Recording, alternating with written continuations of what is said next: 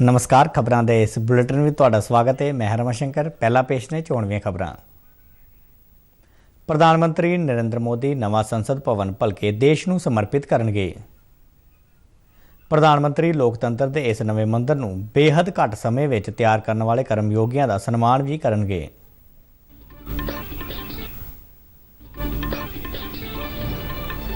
प्रधानमंत्री नरेंद्र मोदी आकाशवाणी के मन की बात प्रोग्राम में भलके 11 बजे देश विदेश के लोगों नाल अपने विचार साझे करनगे।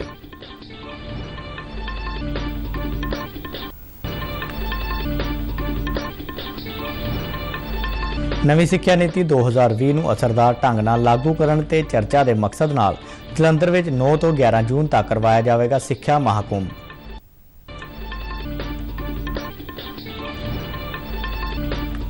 पठानकोट पुलिस ने FCI विच नौकरी के फर्जी ऑफर नाल जुड़े एक घोटाले का किया पर्दाफाश।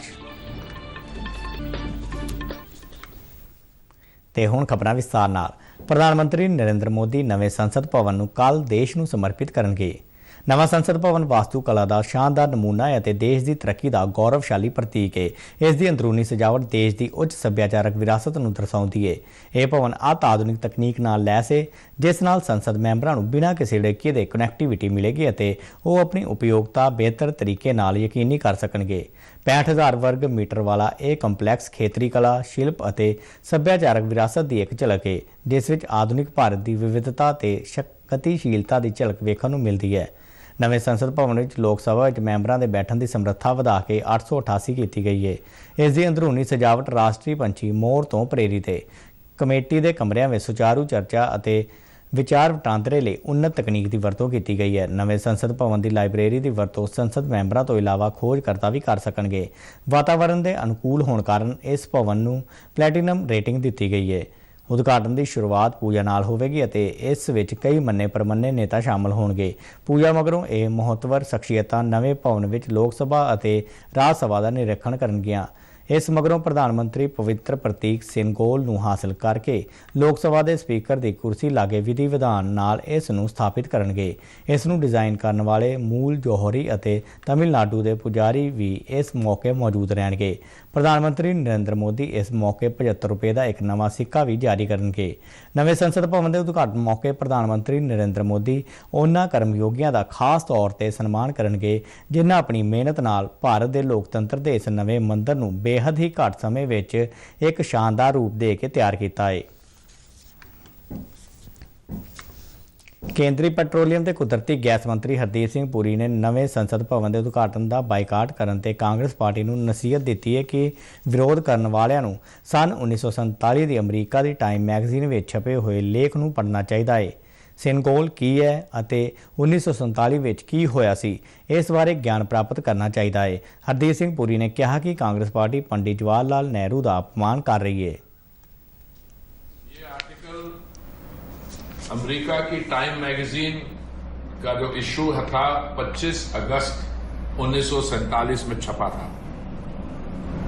मैं चाहूंगा इसमें हमारे जो मित्र लोग हैं राजनीतिक दलों में जो इस विषय पे विरोध कर रहे हैं वो इस आर्टिकल को पढ़ें और थोड़ी जानकारी लें कि सिंगोल की क्या सिंबोलिज्म है, 1947 में क्या हुआ है और अभी ये जो विरोध का नाटक है वो इसके कारण वो अपने लोगों पंडित जवाहरलाल नेहरू का भी एक तरीके से विरोध कर रहे हैं। नीति आयोग की गवर्निंग कौंसल की 8वीं मीटिंग अज नवी दिल्ली में हुई। इस मीटिंग में साल 2047 तक भारत को एक विकसित देश बनाने में टीम इंडिया की भूमिका का विचार वटांदरा किया गया।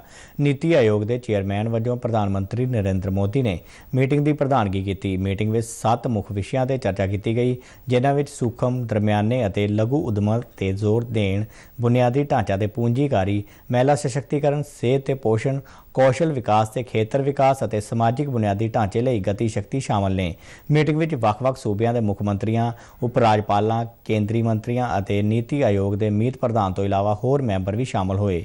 मगरों नीति आयोग के मुख्य कार्यकारी अधिकारी BVR ਸੁਬਰਮਨੀਅਮ ਨੇ ਦੱਸਿਆ ਕਿ ਜੇਕਰ ਅਗਲੇ 25 ਵਰ੍ਹਿਆਂ ਵਿੱਚ ਸਹੀ ਚੀਜ਼ਾਂ ਕੀਤੀਆਂ ਗਈਆਂ ਤਾਂ ਭਾਰਤ ਨਿਰੰਤਰਤਾ ਨਾਲ ਤੇਜ਼ ਰਫ਼ਤਾਰ ਨਾਲ ਵਿਕਾਸ ਕਰ ਸਕਦਾ ਹੈ। ਭਾਰਤੀ ਜਨਤਾ ਪਾਰਟੀ ਦੇ ਸੀਨੀਅਰ ਆਗੂ ਤੇ ਸਾਬਕਾ ਮੰਤਰੀ ਰਵੀ ਸ਼ੰਕਰ ਪ੍ਰਸਾਦ ਨੇ ਵਿਰੋਧੀ ਧਿਰ ਦੇ ਵਿਵਹਾਰ ਅਤੇ ਨੀਤੀ ਆਯੋਗ ਦੀ ਮੀਟਿੰਗ ਵਿੱਚ 8 ਸੂਬਿਆਂ ਦੇ ਮੁੱਖ ਮੰਤਰੀਆਂ ਵੱਲੋਂ ਹਿੱਸਾ ਨਾ ਲੈਣ ਲਈ ਕਾਂਗਰਸ ਦੀ ਜ਼ੋਰਦਾਰ ਆਲੋਚਨਾ ਕੀਤੀ ਹੈ। ਨਵੀਂ ਦਿੱਲੀ ਵਿੱਚ ਉਨ੍ਹਾਂ ਕਿਹਾ ਕਿ ਨੀਤੀ ਆਯੋਗ ਦੀ ਮੀਟਿੰਗ ਵਿੱਚ ਸੂਬੇ ਦੀਆਂ ਜ਼ਰੂਰਤਾਂ ਮੁਤਾਬਕ ਚਰਚਾ ਕੀਤੀ ਜਾਂਦੀ ਹੈ ਅਤੇ ਜੇਕਰ ਸੂਬਿਆਂ ਦੇ ਮੁੱਖ ਮੰਤਰੀ ਇਸ ਮੀਟਿੰਗ ਵਿੱਚ ਸ਼ਾਮਲ ਨਹੀਂ ਹੁੰਦੇ ਤਾਂ ਲੋਕ ਇਹ ਫੈਸਲਾ ਕਰਨਗੇ ਕਿ ਨੇਤਾਵਾਂ ਨੇ ਆਪਣੀ ਸਿਆਸਤ ਦੇ ਚੱਲਦਿਆਂ ਦੇਸ਼ ਹਿੱਤ ਨੂੰ ਅਣਗੌਲਿਆ ਕੀਤਾ ਹੈ। नीति आयोग की बैठक में 8 मुख्यमंत्री नहीं आ रहे हैं। नीति आयोग देश के विकास, देश की योजना के लिए बहुत ही महत्वपूर्ण प्लेटफॉर्म है। यह नीति आयोग की 8वीं मीटिंग है। इन तमाम विपक्षी पार्टियों का हमारे ऊपर आरोप क्या है कि हम संस्थाओं का सम्मान नहीं करते, जो लोकतंत्र के लिए जरूरी है। इनमें से कई पार्टियों ने पहले सीएजी का विरोध किया था, चुनाव आयोग का विरोध किया था, सीईसी का विरोध किया था, भारत की चुनाव प्रक्रिया का विरोध किया था। राहुल गांधी ने सुप्रीम कोर्ट की आलोचना की थी, बाद में माफी मांगना पड़ा था उनको। तो ये तमाम पार्टियां देश के महत्वपूर्ण संवैधानिक संस्थाओं की खुलेआम आलोचना करती हैं।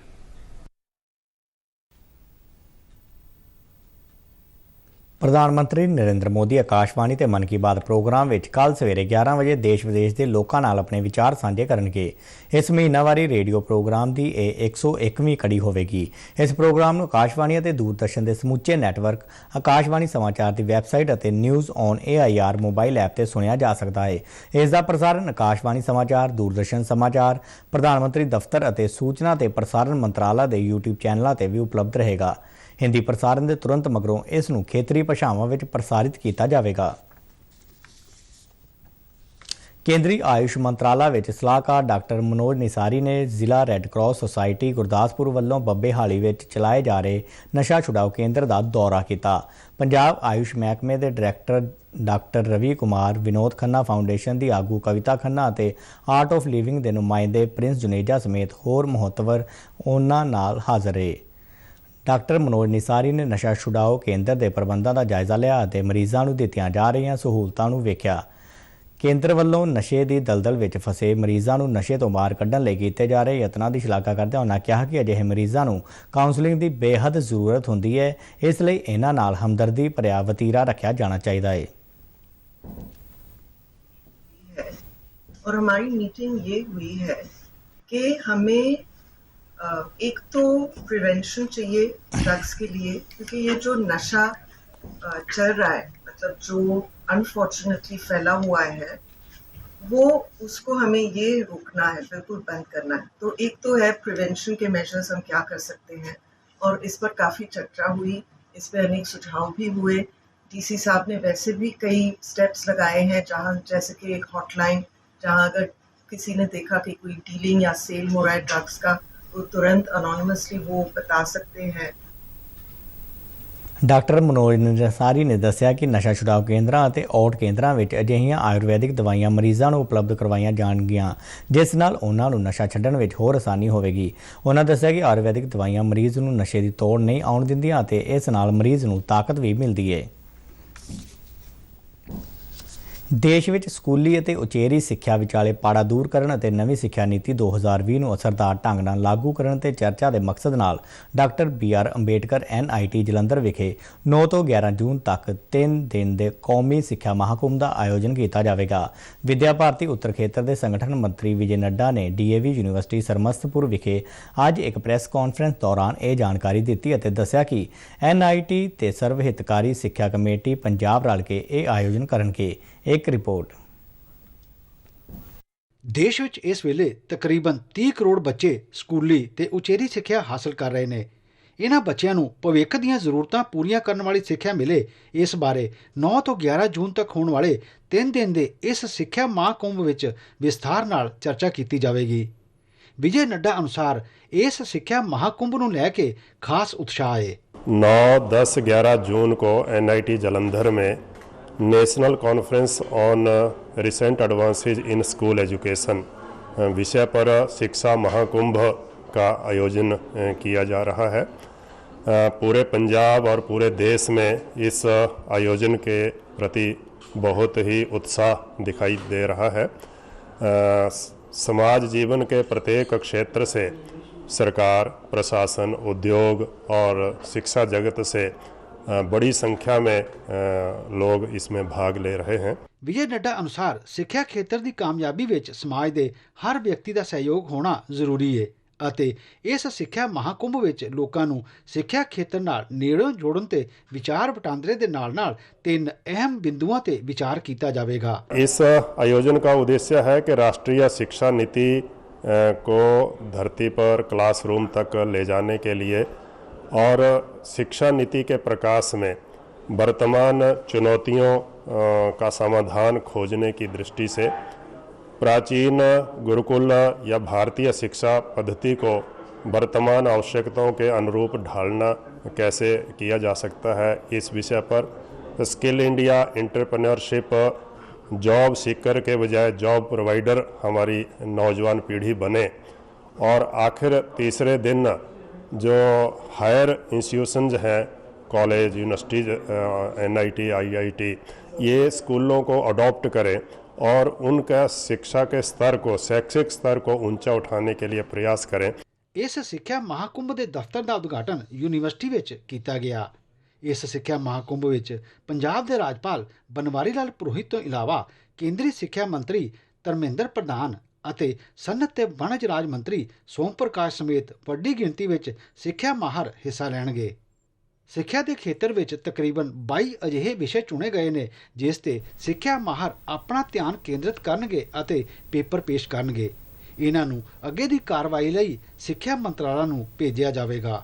ਕੈਮਰਾਮੈਨ ਮਨੋਜ ਕੁਮਾਰ ਤੇ ਰਾਜਪਾਲ ਨਾਲ ਸ਼ਿਸ਼ੂ ਸ਼ਰਮਾ ਸ਼ਾਂਤਲ, ਦੂਰਦਰਸ਼ਨ ਸਮਾਚਾਰ, ਜਲੰਧਰ। ਪੇਂਡੂ ਖੇਤਰਾਂ ਵਿੱਚ ਸਮਾਜਿਕ ਕੰਮਾਂ ਵਿੱਚ ਸ਼ਾਨਦਾਰ ਸੇਵਾ ਲਈ DAV ਯੂਨੀਵਰਸਿਟੀ ਸਰਮਸਤਪੁਰ ਜਲੰਧਰ ਨੂੰ ਐਸੋਚੈਮ ਵੱਲੋਂ ਲਗਾਤਾਰ 3 ਅਵਾਰਡ ਦਿੱਤੇ ਗਏ ਨੇ। ਯੂਨੀਵਰਸਿਟੀ ਦੇ ਰਜਿਸਟਰਾਰ KN ਕੌਲ ਨੇ ਦੱਸਿਆ ਕਿ ਇਸ ਸਾਲ ਦਾ ਅਵਾਰਡ ਬੀਤੇ ਦਿਨੀ ਦਿੱਲੀ ਵਿੱਚ ਦਿੱਤਾ ਗਿਆ। ਇਹ ਅਵਾਰਡ ਹਾਸਲ ਕਰਨ ਲਈ ਵਿਦਿਆ ਭਾਰਤੀ ਉੱਤਰ ਖੇਤਰ ਦੇ ਸੰਗਠਨ ਮੰਤਰੀ ਵਿਜੇ ਨੱਡਾ ਨੇ ਯੂਨੀਵਰਸਿਟੀ ਨੂੰ ਵਧਾਈ ਦਿੱਤੀ। ਸੰਯੁਕਤ ਰਾਸ਼ਟਰ ਦੇ ਆਪਰੇਸ਼ਨਲ ਕੰਟਰੋਲ ਅਤੇ ਅਥਾਰਟੀ ਤਹਿਤ ਪੀਸ ਕੀਪਿੰਗ ਆਪਰੇਸ਼ਨ ਦੌਰਾਨ ਸੇਵਾਵਾਂ ਸਮੇਂ ਆਪਣੀ ਜਾਨ ਗਵਾਉਣ ਲਈ ਸੀਮਾ ਸੁਰੱਖਿਆ ਬਲ ਦੇ ਹੈੱਡ ਕਾਂਸਟੇਬਲ ਸਨਵਾਲਾ ਰਾਮ ਵਿਸ਼ਨੋਈ ਅਤੇ ਹੈੱਡ ਕਾਂਸਟੇਬਲ ਸ਼ਿਸ਼ੂਪਾਲ ਸਿੰਘ ਨੂੰ ਅੱਜ ਮਰਨ ਉਪਰੰਤ ਅਵਾਰਡ ਦਿੱਤਾ ਗਿਆ। ਇਹਨਾਂ ਦੋਹਾਂ ਨੇ ਕਾਂਗੋ ਗਣਰਾਜ ਵਿੱਚ ਆਪਣੀ ਡਿਊਟੀ ਨਿਭਾਉਂਦਿਆਂ ਸਰਵਉੱਚ ਬਲੀਦਾਨ ਦਿੱਤਾ ਸੀ। ਸੰਯੁਕਤ ਰਾਸ਼ਟਰ ਦੇ ਨਿਊਯਾਰਕ ਸਥਿਤ ਹੈੱਡਕੁਆਰਟਰ ਵਿੱਚ ਅੱਜ ਇਹ ਅਵਾਰਡ ਪ੍ਰਦਾਨ ਕੀਤਾ ਗਿਆ। ਪਠਾਨਕੋਟ ਪੁਲਿਸ ਨੇ FCI ਵਿੱਚ ਨੌਕਰੀ ਦੇ ਫਰਜ਼ੀ ਆਫਰ ਨਾਲ ਜੁੜੇ ਇੱਕ ਵੱਡੇ ਘੁਟਾਲੇ ਦਾ ਪਰਦਾਫਾਸ਼ ਕੀਤਾ ਹੈ। ਇਸ ਮਾਮਲੇ ਵਿੱਚ ਫਰਜ਼ੀ ਨਿਯੁਕਤੀ ਪੱਤਰ ਦੇ ਕੇ ਭੋਲੇ ਭਾਲੇ ਲੋਕਾਂ ਤੋਂ ਲੱਖਾਂ ਰੁਪਏ ਦੀ ਲੁੱਟ ਕੀਤੀ ਗਈ ਹੈ। ਪਠਾਨਕੋਟ ਦੇ DSP ਸ਼ਹਿਰੀ ਨੇ ਪੱਤਰਕਾਰਾਂ ਨੂੰ ਦੱਸਿਆ ਕਿ ਮਾਮਲੇ ਵਿੱਚ 2 ਵਿਅਕਤੀਆਂ ਨੂੰ ਗ੍ਰਿਫਤਾਰ ਕੀਤਾ ਗਿਆ ਹੈ ਜਿਨ੍ਹਾਂ ਨੇ 19 ਲੋਕਾਂ ਕੋਲੋਂ ਭਰਤੀ ਦੇ ਨਾਂ ਤੇ ਵੱਡੀ ਰਕਮ ਦੀ ਠੱਗੀ ਕੀਤੀ ਹੈ। ਉਹਨਾਂ ਦੱਸਿਆ ਕਿ ਮਾਮਲੇ ਵਿੱਚ ਇਹਨਾਂ ਕੋਲੋਂ ਅੱਗੇ ਪੁੱਛਗਿੱਛ ਕੀਤੀ ਜਾ ਰਹੀ ਹੈ ਅਤੇ ਹੋਰ ਖੁਲਾਸਾ ਹੋਣ ਦੀ ਸੰਭਾਵਨਾ ਹੈ। ਪੰਜਾਬ ਦੇ ਕਈ ਹਿੱਸਿਆਂ ਵਿੱਚ ਬੀਤੀ ਰਾਤ ਹਲਕਾ ਮੀਂਹ ਪਿਆ ਅਤੇ ਗੜੇਮਾਰੀ ਹੋਈ। ਕਈ ਥਾਵਾਂ ਤੇ ਇਸ ਗੜੇਮਾਰੀ ਨਾਲ ਟਮਾਟਰ, ਮੂੰਗੀ, ਮੱਕੀ ਅਤੇ ਝੋਨੇ ਦੀ ਪਨੀਰੀ ਨੂੰ ਨੁਕਸਾਨ ਪੁੱਜਿਆ ਹੈ। ਅੱਜ ਦਿਨ ਵਿੱਚ ਮੌਸਮ ਸਾਫ਼ ਰਿਹਾ ਅਤੇ ਤੇਜ਼ ਧੁੱਪ ਨਿਕਲੀ। ਇਸ ਨਾਲ ਸੂਬੇ ਦੇ ਘੱਟੋ ਘੱਟ ਤਾਪਮਾਨ ਵਿੱਚ 0.2 ਡਿਗਰੀ ਸੈਲਸੀਅਸ ਦਾ ਵਾਧਾ ਦਰਜ ਕੀਤਾ ਗਿਆ ਹੈ। ਹਾਲਾਂਕਿ ਇਹ ਆਮ ਤਾਪਮਾਨ ਨਾਲੋਂ 7.2 ਡਿਗਰੀ ਘੱਟ ਹੈ। ਮੌਸਮ ਵਿਭਾਗ ਨੇ ਅੱਜ ਪੱਛਮੀ ਤੇ ਪੂਰਬੀ ਮਾਲਵਾ ਦੇ ਇਲਾਕਿਆਂ ਵਿੱਚ ਗਰਜ ਚਮਕ ਨਾਲ ਛਿੱਟੇ ਪੈਣ ਅਤੇ 40 ਤੋਂ 50 ਕਿਲੋਮੀਟਰ ਪ੍ਰਤੀ ਘੰਟੇ ਦੀ ਰਫ਼ਤਾਰ ਨਾਲ ਤੇਜ਼ ਹਵਾਵਾਂ ਚੱਲਣ ਦੀ ਚੇਤਾਵਨੀ ਜਾਰੀ ਕੀਤੀ ਹੈ। ਇਸੇ ਤਰ੍ਹਾਂ 29 ਤੋਂ 31 ਮਈ ਤੱਕ ਸੂਬੇ ਦੇ ਜ਼ਿਆਦਾਤਰ ਇਲਾਕਿਆਂ ਵਿੱਚ ਗਰਜ ਚਮਕ ਨਾਲ ਛਿੱਟੇ ਪੈ ਸਕਦੇ ਨੇ ਅਤੇ ਤੇਜ਼ ਹਵਾਵਾਂ ਚੱਲ ਸਕਦੀਆਂ ਨੇ। ਖਬਰਾਂ ਦੇ ਬੁਲਟਨ ਸਾਡੇ ਦਰਸ਼ਕ RN ਨਿਊਜ਼ DDK ਜਲੰਧਰ ਦੇ YouTube ਚੈਨਲ, Facebook ਪੇਜ ਅਤੇ Twitter ਹੈਂਡਲ ਤੇ ਵੀ ਦੇਖ ਸਕਦੇ ਨੇ। ਬੁਲਟਨ ਦੇ ਅਖੀਰ ਵਿੱਚ ਚੋਣਵੀਆਂ ਖਬਰਾਂ ਇੱਕ ਵਾਰ ਫਿਰ ਤੋਂ। ਪ੍ਰਧਾਨ ਮੰਤਰੀ ਨਰਿੰਦਰ ਮੋਦੀ ਨਵਾਂ ਸੰਸਦ ਭਵਨ ਭਲਕੇ ਦੇਸ਼ ਨੂੰ ਸਮਰਪਿਤ ਕਰਨਗੇ। ਪ੍ਰਧਾਨ ਮੰਤਰੀ ਲੋਕਤੰਤਰ ਦੇ ਇਸ ਨਵੇਂ ਮੰਦਰ ਨੂੰ ਬੇਹੱਦ ਘੱਟ ਸਮੇਂ ਵਿੱਚ ਤਿਆਰ ਕਰਨ ਵਾਲੇ ਕਰਮਯੋਗੀਆਂ ਦਾ ਸਨਮਾਨ ਵੀ ਕਰਨਗੇ।